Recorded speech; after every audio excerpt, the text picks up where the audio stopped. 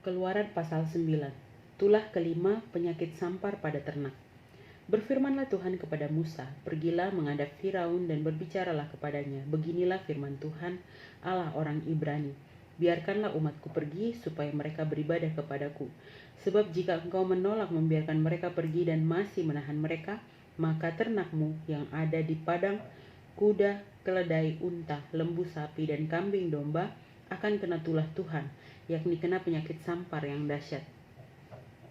Dan Tuhan akan membuat perbedaan antara ternak orang Israel dan ternak orang Mesir, sehingga tidak ada yang akan mati seekor pun dari segala ternak orang Israel.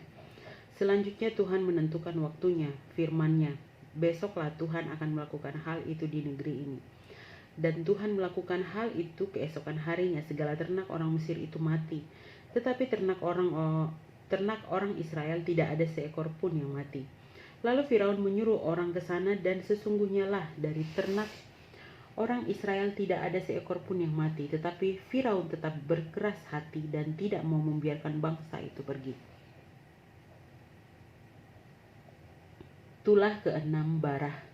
Berfirmanlah Tuhan kepada Musa dan Harun, ambillah jelaga dari dapur peleburan serangkup penuh, dan Musa harus menghamburkannya ke udara di depan mata Firaun. Maka jelaga itu akan menjadi debu meliputi seluruh tanah Mesir, dan akan menjadikan barah yang memecah sebagai gelembung pada manusia dan binatang di seluruh tanah Mesir. Lalu mereka mengambil jelaga dari dapur peleburan dan berdiri di depan Firaun. Kemudian Musa menghamburkannya ke udara, maka terjadilah barah yang memecah sebagai gelembung pada manusia dan binatang, sehingga ahli-ahli itu tidak dapat tetap berdiri di depan Musa karena barah-barah itu. Sebab ahli-ahli itu pun juga kena barah sama seperti semua orang Mesir. Tetapi Tuhan mengeraskan hati Firaun, sehingga ia tidak mendengarkan mereka, seperti yang telah difirmankan Tuhan kepada Musa. Tulah ketujuh, hujan es.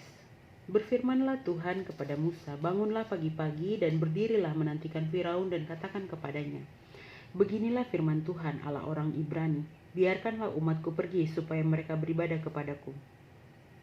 Sebab sekali ini aku akan melepaskan segala tulahku terhadap engkau sendiri, terhadap pegawai-pegawaimu dan terhadap rakyatmu, dengan maksud supaya engkau mengetahui bahwa tidak ada yang seperti aku di seluruh bumi. Bukankah sudah lama aku dapat mengacungkan tanganku untuk membunuh engkau dan rakyatmu dengan penyakit sampar, sehingga engkau terhapus dari atas muka bumi. Akan tetapi inilah sebabnya aku membiarkan engkau hidup, yakni supaya memperlihatkan kepadamu kekuatanku dan supaya namaku dimasyurkan di seluruh bumi. Engkau masih selalu menghalangi umatku sehingga engkau tidak membiarkan mereka pergi. Sesungguhnya besok kira-kira waktu ini aku akan menurunkan hujan es yang sangat dahsyat, seperti yang belum pernah terjadi di Mesir sejak Mesir dijadikan sampai sekarang ini.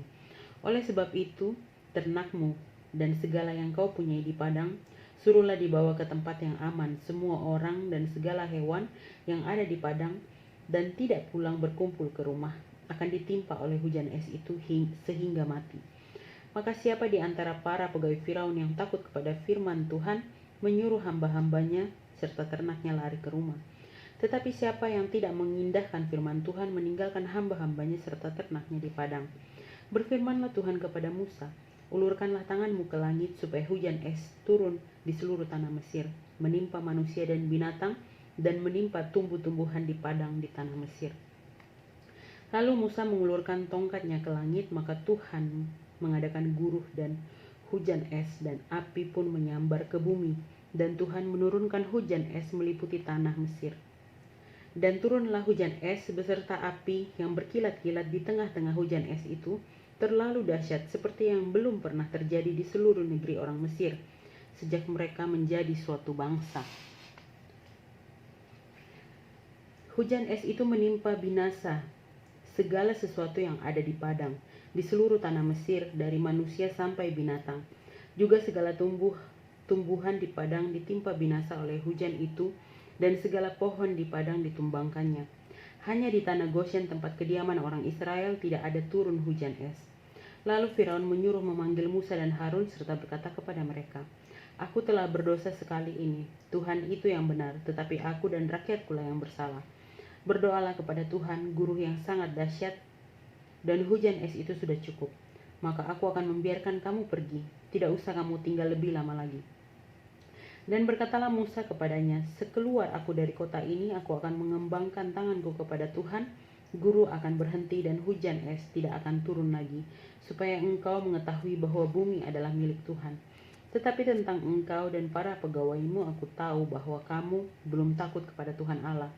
Tanaman rami dan jelai telah tertimpa binasa, sebab jelai itu sedang berbulir dan rami itu sedang berbunga. Tetapi gandum dan sekoi tidak tertimpa binasa sebab belum lagi musimnya. Lalu keluarlah Musa dari kota itu meninggalkan Firaun, dikembangkannya lah tangannya kepada Tuhan, maka berhentilah guruh dan hujan es dan hujan tidak tercurah lagi ke bumi. Tetapi ketika Firaun melihat bahwa hujan es dan guruh telah berhenti, maka teruslah ia berbuat dosa. Ia tetap berkeras hati, baik ia maupun para pegawainya.